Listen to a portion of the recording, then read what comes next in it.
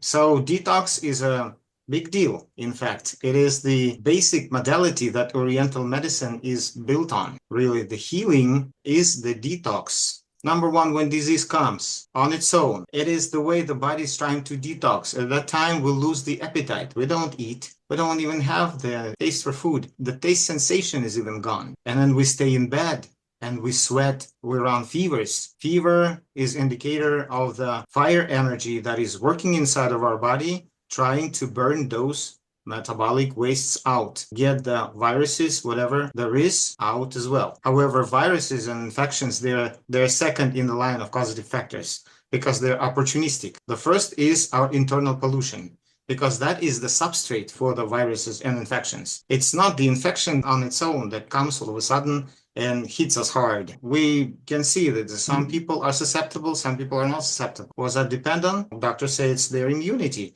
Well, immunity also has its own parameters. It also depends on something. And that means that the less there is toxic waste inside our body, the stronger the immunity is. In fact, all these healthy nutrition concepts of the recent past are aiming one same purpose. It is detox or cleansing the body. Whatever they call healthy nutrition now is the kind of nutrition that can support and produce the results in cleansing the body. All those superfoods, because they're based on enzymes, and enzymes do great detoxification effect.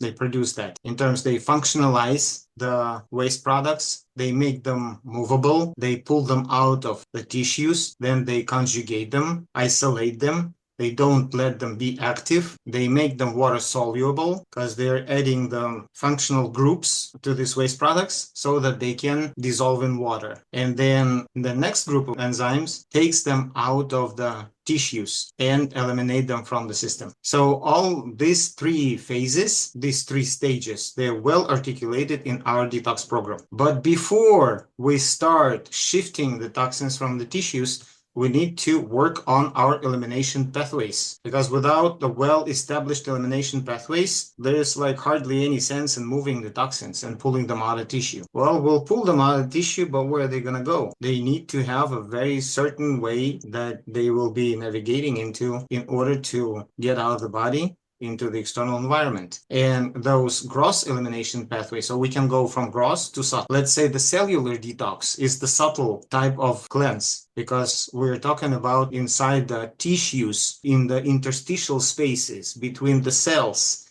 This is where the toxins are hiding. They're not circulating freely inside the lymphatic system or inside the blood system, because our body will not risk having toxins circulating in our bloodstream, because otherwise we would be intoxicated. Either mentally, freely circulating toxins inside the bloodstream would cause some reaction like fever, drowsiness, dizziness, and so on and so forth. Some aches, the neurological system will be affected with the headaches and things like that. What the body is trying to do when it is not capable of eliminating toxins through the proper elimination pathways, it hides the toxins inside the tissues. It packs them inside the tissues. And those tissues that are predisposed to retain those toxins are the adipose tissue, the connective tissue, because, well, muscle tissue is very active. There is hardly any toxins would accumulate in there. But the fat tissue, the inertive tissues would retain a lot of toxins. And this is what we want to start working on and gradually start dissolving those toxins, pulling them out of the tissues into the circulation and out. So from subtle pathways to gross pathways, we begin with the gross pathways. If we making the subtle pathways open, but the gross pathways are still clogged, there's no sense in this. Think of it like a sewer. If the main pipe is clogged, then no matter how much you're trying to push and open the later pipe, it will still not get anywhere. So this is why we are working on the gross elimination pathways, and they begin with our large intestine. So this is the most gross elimination organ, the large intestine. Large intestine, then small intestine, then the liver, then the kidney, then the lung, and female reproductive system in females, of course, then the skin, and then the lymphatic system.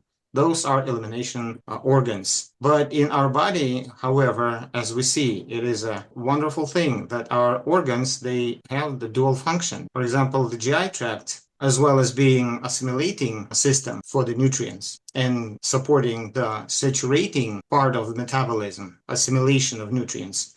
It is also carrying out the function of elimination pathway. And this function we're gonna focus on, and we're gonna enhance that function. We're gonna make it more prominent. So we're gonna decrease the assimilation part and regulate it, because these two parts of metabolism, for example, how do we understand metabolism? It is the conversion of nutrients into energy. This is at one point, right? But also it has assimilating function, where the nutrients are entering and then assimilating in tissues, reaching cells, and then elimination part. And in this picture, the assimilation part is active, because when we eat and when the nutrients get in our bloodstream, the heart is pumping, this part of metabolic activity is active. But the elimination part of metabolic activity is passive. It is happening inertively. It happens based on the osmosis and pH level of the environments inside our body. And there is no special pump for elimination other than the muscle. That actually pumps the lymph. And through the lymph, we are having all toxins being pulled into the circulation from the interstitial spaces, from the tissues into the interstitial space, into the lymphatic circulation and into the blood circulation, and then out. So what we're going to do is now we're going to shift our attention from the assimilating function of our metabolic activity to elimination. We're going to emphasize elimination. All these 3 weeks, we are emphasizing elimination. If you find this video helpful, please give it a like, share it with your family and friends, subscribe to our channel, and get notifications. Also, leave a comment of at least 8 words. Comments make difference.